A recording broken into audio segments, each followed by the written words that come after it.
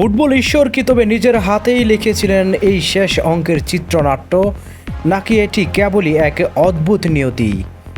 দীর্ঘ ২১টি বছর কেটে গেছে, যে দুই চির প্রতিদ্বন্দ্বীর লড়াই মানেই বিশ্ব ফুটবলে যুদ্ধং দেহি এক আবহ। সেই আর্জেন্টিনা আর ইংল্যান্ড আবারও মুখোমুখি।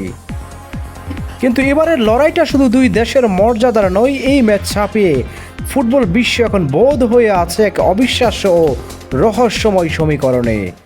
আর সেই রহস্যের কেন্দ্রবিন্দুতে দাঁড়িয়ে লিওনেল মেসি, যার ট্রফি ক্যাবিনেটে ৮টি ব্যালন ডিওর, যার পায়ের জাদুতে স্তব্ধ হয়েছে পুরো পৃথিবী। সেই মেসির ২২ বছরের আন্তর্জাতিক ক্যারিয়ারে রয়েছে এক অদ্ভুত শূন্যতা।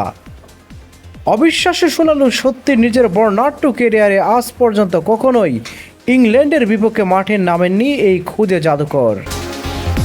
অবশেষে ফুটবল বিধাতা কি সেই মহেন্দ্রক্ষণ ফিরিয়ে আনলেন সরাসরি ২০২৬ ফিফা বিশ্বকাপের সেমিফাইনালে।